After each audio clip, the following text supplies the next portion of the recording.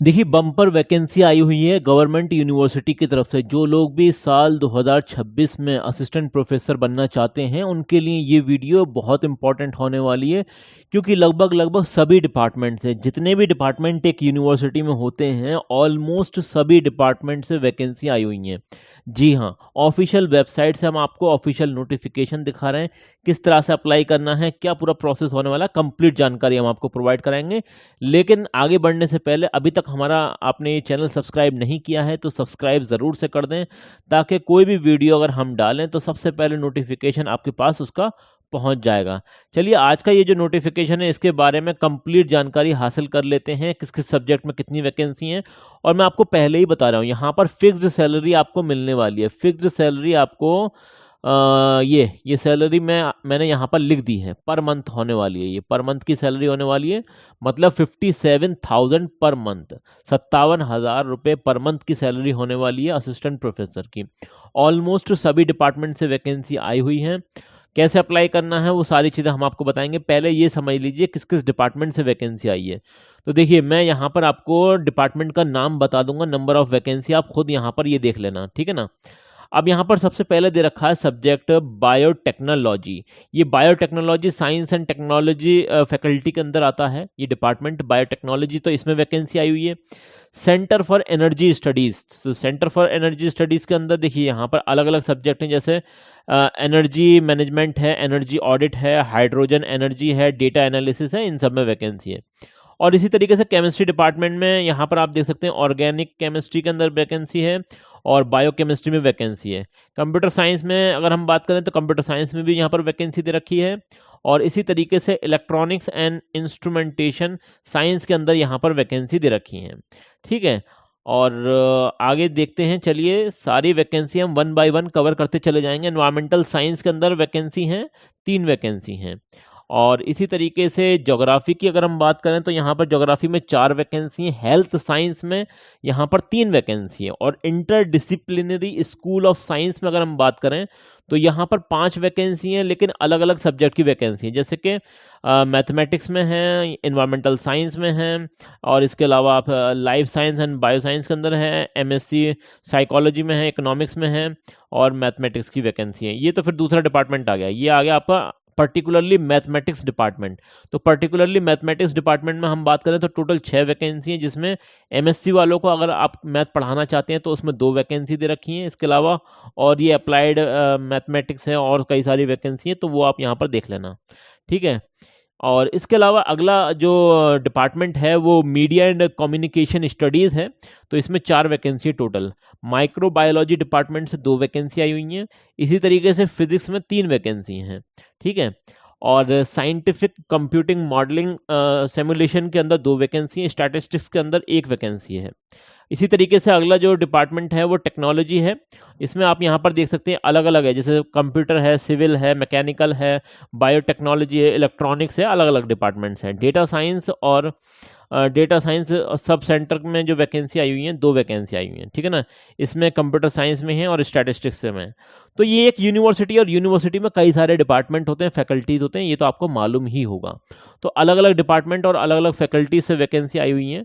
अब जैसे कि ये faculty of commerce and management, तो यहाँ पर आप देख सकते हैं 2 वैकेंसी है कॉमर्स में, ठीक है ना। और ये सब की सब गवर्नमेंट वैकेंसी हैं, गवर्नमेंट यूनिवर्सिटी है, और सैलरी भी अच्छी खासी प्रोवाइड करा रहे हैं, तो कोई दिक्कत नहीं है, बिल्कुल अप्लाई करें। अगर आप फ्रेशर हैं तो फ्रेशर ज़रूर से अप्लाई करें।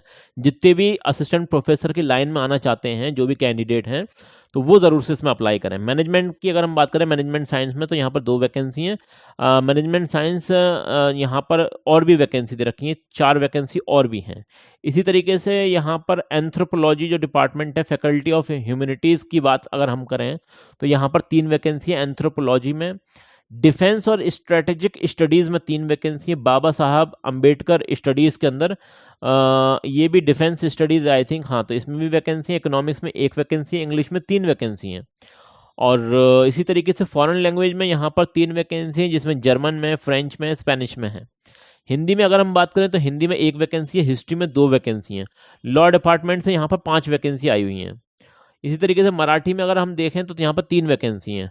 पाली और बुद्धिस्ट स्टडीज़ की अगर हम देखें तो 2 वैकेंसी इसमें भी है। पॉलिटिकल साइंस की अगर हम बात करें तो 1 वैकेंसी पॉलिटिकल साइंस में है।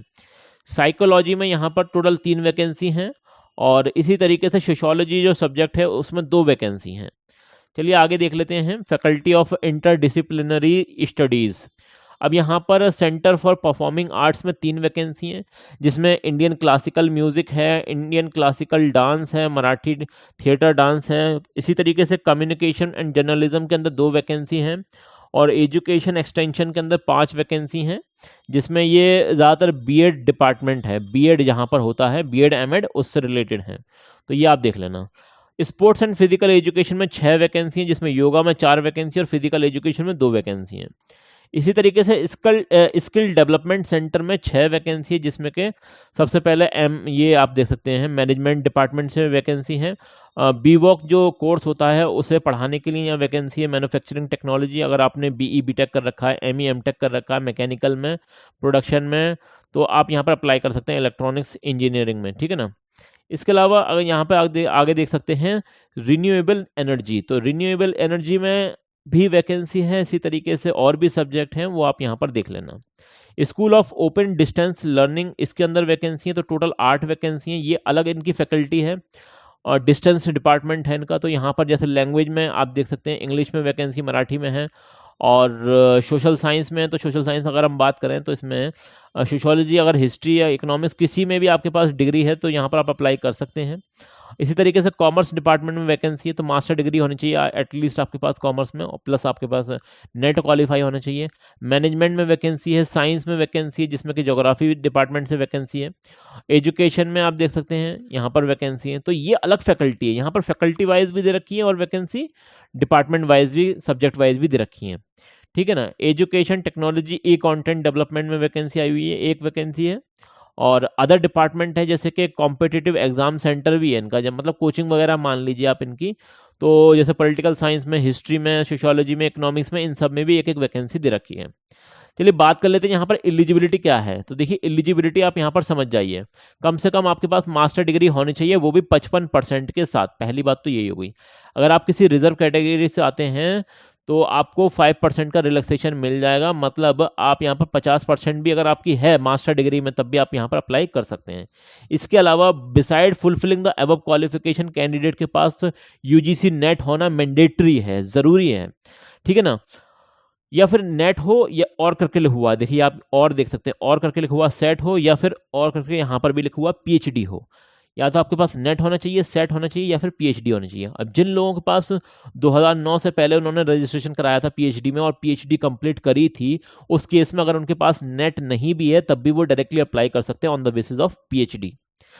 पीएचडी के बेसिस पर अगर आप अप्लाई करना चाहते हैं तो पीएचडी आपकी रेगुलर मोड की होनी चाहिए, कम से कम 2 एक्सटर्नल एग्जामिनर ने उसे चेक किया हो, आपका जो ओपन पीएचडी वाइवा वॉइस है वो कंडक्ट हो जाना चाहिए एट द टाइम जब आप अप्लाई कर रहे हैं, उस टाइम तक हो जाना चाहिए।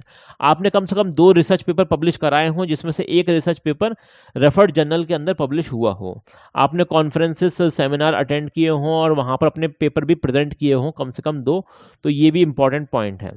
अब इसी तरीके से जैसे आप, ये कुछ सब्जेक्ट ऐसे होते हैं जिसमें नेट सेट होता ही नहीं है, तो वहाँ पर आप डायरेक्टली जो है क्या बोल सकते हैं उसे, मास्टर डिग्री के बेसिस पर अप्लाई कर सकते हैं। कुछ कैंडिडेट ऐसे होते हैं जिन्होंने फॉरेन की यूनिवर्सिटी से पीएचडी करी है, तो वो डायरेक्टली फॉरेन की यूनिवर्सिटी से जो पीएचडी करी है उसके बेसिस पर अप्लाई कर सकते हैं। शर्त ये है कि उनकी यूनिवर्सिटी टॉप 500 में होनी चाहिए, रैंकिंग उसकी अच्छी होनी चाहिए। अब अगर आप जैसे कि कुछ क्वालिफिकेशन में आपको बता देता हूँ, जैसे कि suppose that for example engineering faculty, तो उसमें अप्लाई करने के लिए आपके पास बीई बीटेक है या फिर एमई एमटेक है, तो आप यहाँ पर अप्लाई कर सकते हैं बिल्कुल। इस केस में आपके पास नेट होना ज़रूरी नहीं है, क्योंकि इसमें नेट होता ही नहीं है। अगर आप मैनेजमेंट डिपार्टमेंट में अप्लाई करना चाहते हैं तो बैचलर डिग्री आपकी होनी चाहिए इन एनी डिसिप्लिन, किसी भी डिसिप्लिन में, लेकिन मास्टर डिग्री आपकी बिजनेस एडमिनिस्ट्रेशन में ही होनी चाहिए, या फिर आपके पास पीजीडीएम कोर्स है, या फिर सीए है, या फिर आईसीडब्ल्यू है, या फिर एमकॉम है, तब भी आप यहाँ पर अप्लाई कर सकते हैं। इंपॉर्टेंट पॉइंट है। चलिए अब यहाँ पर और सारे पॉइंट्स हम भी देख लेते हैं। यहाँ पर जैसे ये है, अभी थोड़ा सा और स्क्रॉल डाउन करना पड़ेगा। देखिए कब से कब तक आप अप्लाई कर सकते हैं, तो देखिए 23/5/2026 से लेकर 1/6/2026 तक आप अप्लाई कर सकते हैं। आज का दिन है और कल का दिन है, आप अप्लाई कर सकते हैं, बिल्कुल अप्लाई कर सकते हैं।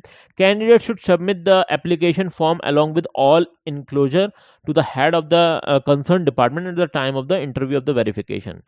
Please note, candidate should not send submit hard copy of the, अच्छा, आपको हार्ड कॉपी सबमिट नहीं करनी है, आपको खाली आई थिंक ऑनलाइन ही सबमिट करना है, जो ऑनलाइन फॉर्म फिलअप करना है। Please note, candidate should not send submit hard copy of the recruitment application to the head of the concern department और administration teaching section by post in person. नहीं करना है, आपको नहीं करना, नॉट लिखा हुआ, नॉट सेंड और सबमिटेड आपको, ठीक है। अब इसका आगे क्या दे रखा है, देखिए पॉइंट नंबर 6 है, candidate produce necessary supporting document along with the original and attested copy of the document and bring application at the time of interview. देखिए जब आपको इंटरव्यू के लिए बुलाया जाएगा तो उस टाइम पे आपको सपोर्टिंग डॉक्यूमेंट्स वगैरह सारी चीज़ें लेकर जानी पड़ेंगी। उसका यहाँ पर ये सारे दे रखे हैं जो जो आपको लेकर जाने पड़ेंगे, ठीक है ना, डॉक्यूमेंट्स वगैरह। तो इसका आप स्क्रीनशॉट ले सकते हैं। चलिए और देख लेते हैं यहाँ पर और क्या इंपॉर्टेंट पॉइंट्स हैं। देखिए यहाँ पर अप्लाई करने के लिए फ़ीस कितनी दे रखी है, तो फीस आप यहाँ पर ये देख सकते हैं। अगर आप ओपन कैटेगरी मतलब जनरल कैंडिडेट हैं तो यहाँ पर आपकी 1000 रुपये फ़ीस लगने वाली है। अब अगर आप रिज़र्व कैंडिडेट हैं तो 500 रुपीज़ फ़ीस यहाँ पर आपकी सबमिट होगी। चलिए देख लेते हैं कि यहाँ पर और प्रोसेस वगैरह क्या होने वाला है, कहाँ से वैकेंसी वगैरह आई हुई हैं। तो ये वैकेंसी मैं आपको दिखाता हूँ, ये वैकेंसी आई हैं। देखिए टोटल वैकेंसी अगर हम बात करें तो यहाँ पर जो असिस्टेंट प्रोफेसर की टोटल वैकेंसी 133 वैकेंसी है। जनरल रिजर्वेशन की अगर हम बात करें तो 86 तो जनरल रिजर्वेशन की हैं, वुमेन रिजर्वेशन में 41 हैं और स्पोर्ट्स पर्सन की 6 वैकेंसी यहाँ पर रिजर्व हैं। हाँ, तो एक बात जो शुरू में मुझसे गलती ये हो गई कि मैंने सैलरी आपको ज़्यादा बता दी थी। तो यहाँ पर सैलरी जो आपकी होने वाली है वो 50,000 पर मंथ होने वाली है। वो शुरू में मैंने अपने अंदाजे से बता दी थी, वो गलत हो गया था पॉइंट, ठीक है ना, वो मैंने यहाँ पर करेक्ट कर दिया है। और आपका जो टेन्योर होने वाला है वो 1 साल का होने वाला है। ये कॉन्ट्रेक्चुअल वैकेंसी है। अगर आप अभी फ्रेशर हैं और असिस्टेंट प्रोफेसर की लाइन में आना चाहते हैं तो ये one of the most important और बहुत अच्छी आपके लिए अपॉर्चुनिटी हो सकती है, ठीक है ना। चलिए इसके अलावा यहाँ पर आप ये देख सकते हैं कि सावित्री भाई फूले यूनिवर्सिटी, जो कि इसका पुराना नाम है फॉर्मली यूनिवर्सिटी ऑफ पुणे, मतलब पुणे यूनिवर्सिटी के नाम से ये मशहूर थी, इसका नाम चेंज किया गया है सावित्रीबाई फूले यूनिवर्सिटी। यहाँ से ये नोटिफिकेशन आया है, नोटिफिकेशन का नंबर आप यहाँ से चेक कर सकते हैं। और अभी हाँ एक इम्पॉर्टेंट पॉइंट ये है कि यहाँ पर आपको जो सिलेक्शन होने वाला है वो सिलेक्शन आपका होगा एपीआई स्कोर के माध्यम से। सबसे पहले आपका क्या चेक होगा, API score, API score plus आपका यहाँ पर क्या होने वाला है, इंटरव्यू होने वाला है। जो लोग एपीआई जिनका अच्छा होगा एपीआई स्कोर, उन्हें इंटरव्यू के लिए बुलाया जाएगा और फाइनल सिलेक्शन आपका इंटरव्यू के बेसिस पर होने वाला है। अब ये मैंने कहानी कई बार बताई है, फिर भी समझ में ना आए तो एक बार जल्दी से बता देता हूँ। देखिए ग्रेजुएशन हो गया, पोस्ट ग्रेजुएशन हो गया, एमफिल है, पीएचडी है, इन सब में आपकी जो परसेंटेज चेक की जाती है कि भाई परसेंटेज के हिसाब से आपको अलग अलग पॉइंट्स मिल जाते हैं। जैसे यहाँ पर 15 मिल गए, यहाँ पर 25 मिल गए, यहाँ 7 मिल गए। अगर आपने पीएचडी करी है तो 30 नंबर हो गए। इसी तरीके से जेआरएफ के देख लेना, नेट के देख लेना, सेट के देख लेना। रिसर्च पेपर अगर आपने लिखे हैं तो हर एक पेपर के 2 नंबर मिलते हैं, मैक्सिमम 10 नंबर आप यहाँ से हासिल कर सकते हैं। ऐसी टीचिंग एक्सपीरियंस का देख लेना, ऐसी अवार्ड कैटेगरी का भी आप देख सकते हैं। तो कुल मिला के यहाँ से आपका एपीआई स्कोर कैलकुलेट होता है। अब ये देख सकते हैं आप एमफिल और पीएचडी दोनों भी कर रखी तो 30 नंबर से ज़्यादा नहीं ले सकते। नेट सेट जेआरएफ सब कुछ है तब भी 7 नंबर से ज़्यादा नहीं ले सकते। अवार्ड कैटेगरी में 3 नंबर से ऊपर नहीं जा सकते। तो इस तरह से आपका जो है एपीआई स्कोर कैलकुलेट होता है। अब एपीआई स्कोर जिसका ज़्यादा होता है, ठीक है ना, जिसका सबसे ज़्यादा होता है उसके ज़्यादा चांसेस होते हैं। तो ये इसी तरीके से करते हैं कि जिन लोगों का एपीआई स्कोर ज़्यादा होता है उन लोगों को ये इंटरव्यू के लिए बुला लेते हैं और ये एक स्क्रीनिंग क्राइटेरिया है, इससे आपको गुजरना ही पड़ता है। चलिए ये भी बात हो गई। इसके अलावा आप ये वाला फॉर्म कहाँ से अप्लाई कर सकते हैं, तो ये आपको यहाँ पर आना पड़ेगा सावित्रीबाई फूले यूनिवर्सिटी की ऑफिशियल वेबसाइट पर। अब जैसे ही यहाँ पर आएंगे, थोड़ा सा स्क्रॉल डाउन करेंगे और ये आप देख सकते हैं रिक्रूटमेंट ऑनलाइन मॉड्यूल, इस पर आपको क्लिक करना है। जैसे आप यहाँ पर क्लिक करेंगे तो ये आप कुछ इस तरह से देख सकते हैं। ये यहाँ पर एप्लीकेशन जो पीडीएफ है आपको यहाँ से मिल जाएगी और अप्लाई करने के लिए सबसे पहले आपको लॉगिन करना पड़ेगा। लॉगिन यूज़र नेम, यहाँ पर पासवर्ड, कैप्चा कोड वगैरह यहाँ पर ये सारी चीज़ें डालनी पड़ेंगी। लेकिन लॉगिन करने से पहले सबसे पहले आपको यहाँ पर एक नया अकाउंट क्रिएट करना पड़ेगा, ठीक है ना। तो पहले न्यू अकाउंट क्रिएट कर लेना, उसके बाद लॉगिन होगा, ठीक है ना। तो यहीं से आपको मिल जाएगा। और फिर भी कोई बात समझ में ना आए तो ये है आपका चैनल रोजगार अपडेट विद आदिल खान। कोई दिक्कत कोई परेशानी हो कमेंट सेक्शन में बता देना।